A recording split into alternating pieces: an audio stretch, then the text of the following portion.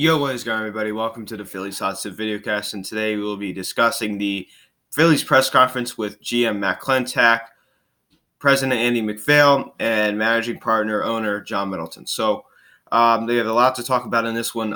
So let's just get right into it. Obviously, we talked about it a couple days ago with the "Why Hasn't Gabe Kapler Been Fired" video. We talked about what a joke this front office is and the bad decision making from GM Matt Klentak, and why we do not think he's a good GM. And we just talked about what a clown show this front office is. It's an absolute circus about what's going on in this front office. It really is. I mean, it's terrible. Absolutely terrible. Even John Middleton is pissing me off. And that's saying a lot because I really, really liked him. And he's really starting to get on my last nerve. So I'm just so done with this front office about what happened the other day. I'm not going to go into detail by detail, but I'm just going to talk about it a little bit. I'm just going to kind of say some things I did not like. This press conference was an absolute disaster. Absolute disaster. It shows what a disaster this front office is. So, let's begin. First of all, this thing was a complete filibuster. If you're not familiar with what a filibuster is, it's when there's a press conference and they only have a certain amount of time to do this press conference, and they take up all the time by them talking, so that way the media doesn't have time to ask questions. Like, that gives such a bad look. It really does. It gives such a bad look to this organization. Other teams are laughing at us because our front office is such an absolute joke. Absolute joke. It was a complete and utter filibuster. We took way too much time than we really needed. Like, people are talking slow. Everybody's talking slow, especially Andy MacPhail. Everybody's talking slow. That way we have more time to take up. That way people can't ask as much questions as usual because it's a filibuster. Because they don't want to ask questions because they're trying to cover up for their stupid decision-making and their stupid mistakes that they made.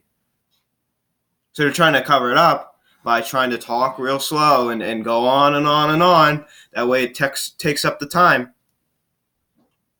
It gives such a bad look. It gives such a bad look because you know what that says? You know what message that sends to everybody else? That they have something to hide. They're not proud of what's going on. So that's the kind of message that's being sent to the other teams in our division, like the Braves, the Nationals, the Mets. And not just those, the Yankees, the Reds. I mean, like all these other big market teams. Really, I mean, I'm not saying that the Braves are a huge market team, but I'm just saying it's kind of like rivals to our team. That's the kind of message you're going to send. You're sending them that you don't want to answer the questions. That is just such a bad look. Such a bad look. It shows that you have something to hide. What are they hiding? What are they hiding? This front office doesn't know what the hell it's doing. I don't know how to say it any nicer. It just doesn't know what it's doing. It's ridiculous. It's really, really a shame. And I haven't lost all faith in this front office. And they say, listen, we have three top prospects in the we have 300 top 100 prospects in our farm system. It's been this many years. You only have three? Only three top prospects in the 100? In that 100 prospect list? Top 100, you only have three Phillies in there. Three. And you have all these years? Matt Klentak has all these years. It just shows what a bad drafting. Think about one good player that we've drafted over the past 5 years. I can't even think of any. I mean, you could maybe say Rhys Hoskins or Aaron Nola. I'm talking about production at the major league level. And I'm not talking about Alec Bohm, who hasn't even played a major league game yet. I'm not talking about anybody else. We'll see how Adam Hazley plays out. But Aaron Nola, he had a great year last year. Well, look what he did this past year. He was terrible. So our drafting is terrible. Not to mention the fact, and that was a stupid response. Not to mention the fact that everybody was on the same. Not everyone was on the same page. They all had different opinions. Middleton is talking there, talking the big game. Like, he's telling us, how it is to be CEO. We don't care how it is to be CEO. We do not care. Like, why are you there talking about? It just goes to show you it's a filibuster. He's trying to take up more time. Like, why do we care how it is to be CEO? Answer the question. We don't care. And everybody was on a different page. Middleton wanted Kapler fired. MacPhail did not want Kapler fired. And Matt Klentak did not want Kapler fired. So everyone was on a different page. Well, McPhail and Klentak were not, but Middleton was. It just goes to show you, this front office is not to get it. Fire everybody. Fire. Even just clean house. I'm afraid for next year. I really, really am. And another thing is, I'm going to blast Middleton here. Okay? And I really, really like Middleton, but I just can't help myself but say something. He says that he had thoughts about firing Kapler in July. He said he started to lose faith in him. And we go to the end of the season. We all thinking he's going to fire him the day after. Why, if you had thoughts about firing him in July, then why did you wait 11 days after the regular season to fire him? I don't get that. Correct me if I'm wrong, but I don't understand that. Why would you wait 11? Did the end of the season sneak up on you? It must have. Why? It snuck up on you, I guess. How can the end of the season sneak up on you? You know it's the end date. And how do you let it sneak up on you? Like, oh, it's the last day of the season. Oh, wow. You should be looking at your calendar and come up with a decision. That 5-game sweep in D.C. should have been the ending. That should have been the explanation point on how bad Kapler managed the Phillies in his time in Philadelphia. That should have been the kick into the door. But instead, we wait almost a week and a half after the season's over a week and a half after the season's over, and then we make our decision. A week and a half, 11 days after the regular season ends, and then we make our decision. I mean, I don't think anybody understands, but this gives other teams head starts on hiring new managers, like the Angels, the Pirates, the Padres, the Mets, I don't even know. There's so many teams that need new managers. I can't even say anymore. There's so many teams that need new managers. I think there's like over 8 openings. The Cubs. This gives other teams head starts on managerial openings. Instead, you wait a week and a half, and then you finally announce it. That is an absolute joke. It's not fair to even Gabe Kapler. It's not even fair to him. I hate to say I hate Gabe Kapler, but it's not fair to him.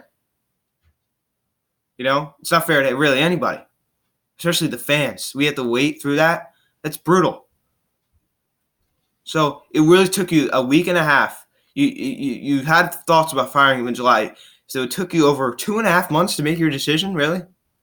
Well, almost 3 months. Because July was 3 months ago. So it really take you that long to make your decision. He should have been fired probably mid-season. Now, you can make an argument that we were still in that playoff race around that time, but I don't know why. Why? It just shows what a joke this front office is. Why would you wait a week and a half after the season to fire him? This front office is just like, oh my God. This front office is just terrible. It really is. It's so bad. It's so bad. I mean, we have so many stupid people running this organization. It's hard for me to have faith in this organization. It really is, man. You know, other teams like the Braves. You got other teams like the Astros, the Yankees. You know how to draft the right players, know how to sign the right players, have good management, go out and sign the right players, something the Phillies don't do. I hate to say it's true. It's true. Those teams know how to make the right decisions when it comes to player development. They look at the Astros with player development. They've been great with that. You know, I know the Yankees are kind of like one of those teams that, signs these free agents to mega deals. Not like they were when Jordan Steinbrenner was running the team, but, now they're kind of more of a developing team. But they're still a big free agent team. Don't get me wrong. But look at the Braves. They were so good in the 1990s. They're good now, even though they got knocked out of the playoffs. But I tell you, man, this team is just what a joke. That front office emphasizes that press conference, emphasizes our front office. That is a summary of our front office. Disorganized, laughingstock, not focused, not making the right decisions, procrastinating. Why would Middleton wait that long? Why would he wait till the last minute to do it? Procrastinate. I can't say the word, but it's almost like when you wait until the last minute to do something. I can never pronounce that word, but I'm sure you guys know what I'm talking about. He waited until the very last minute to fire. I mean, like, why wouldn't you just fire him the day after the season? Why would you wait a week and a half? Was it hard for him to make the call? You had thoughts about doing it in July? and he's trying to talk like a tough guy, how it is to be CEO. Well, how about you win us a World Series, and then we'll maybe listen a little bit closer. Instead of going out and signing all these position players and not signing one pitcher last year. And that better change this offseason because I'm going to be pissed off if we start opening day with – we're not, but if we do not have like a reliable starting pitcher, a few reliable starting pitchers. Either get Garrett Cole or go out and sign like 3 guys, Roark, Wheeler, and Cole Hamels.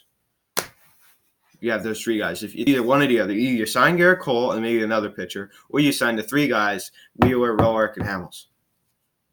That's just my opinion, and that's what has to happen. That's what has to. It's either one way or the other. It's not. The third option is not an option. It's not going to happen. The third option is not going to happen. But guys, this shows what a dumpster fire this front office is. And Gabe Kapler, I remember he said, during the regular season, he was asked a question. He said, I forget what it said. I think the guy asked him a question, and he said, "We're a better team than we were 4 years ago." Well, of course we're a better team than we were 4 years ago. I mean, we were more of a dumpster fire then. I mean, and we're still a bad team. No question about it. So this front office is just so bad. It really is. It's so bad. And I'm so glad that Kapler's gone. I got the result that I wanted. But it just gives me a headache. I just have a hard time making this video. I really do. Like, I just can't. I don't. I have a hard time making this video, guys. I really do. I'm just so pissed off. I just words. I'm lost of words. I really am. I mean, it just our front office is so bad. It's terrible. It's so bad. How bad? I just can't believe how bad it is. It's so terrible. I can't even go on. I'm so pissed off. I really can't. I'm so pissed off. And figure it out. And we extended Matt Klentak. If we didn't extend Matt Klentak, he wouldn't be here right now. In the middle of the season, we extended him to that 3 year. He would not be here right now if we didn't extend him. So this is his one last chance to maybe prove that he's a good general manager. If he does not do anything next year, then he's gone. And he should be, because I tell you what, man, I don't have much faith. I really don't. And I'm nervous that there's going to be a repeat of last year. I'm afraid to say it. I hate to say it, but it might be true. It might be true. I'm really, really scared. So we'll see what happens next summer during the season. I don't know, man. It's going to be interesting to see what happens. It scares me, man. Oh, man, this front office. Oh, my goodness gracious. So bad. It's just so terrible. Filibuster at the press conference, you blow off the questions, and you just go on just keep going on and on and on. Someone's like, they have a certain amount of time, so they're just going to eat up all the time by talking and just going on and on and on and on. That way the media doesn't have time to ask questions. So, again, summary of how our front office is. It's terrible, and it's a joke. And honestly, I can't even go on anymore. So thank you guys so much for watching this video. Please check out social media, link in the description below. A quick little update. The Yankees defeated the Astros 7-0 last night. And the Nationals defeated the Cardinals 3-1 yesterday. So the Nats now take a 2-0 series lead. They head back, I believe that they head back to D.C., I think. Or let me check, actually. I think they might head back to Washington. Let me check this. Yeah, they head back to Washington. So it's not good for the Cardinals, man. It looks like the Nats are going to move on to the World Series. Tonight, 8808, I'm definitely going to be watching this. Justin Verlander versus James Paxton. So the Yankees obviously took that first game. The Astros, their offense just went to sleep last night. So I don't know if it's going to happen. If it is going to be Yankees Nationals, I'm going to root for the Yankees. A lot of people disagree with me on that, but I'm going to root for the Yankees if that's the case. So thank you guys so much for watching this video. Please check out the social media link in the description below. Thank you all so much for watching, and I'll see you later.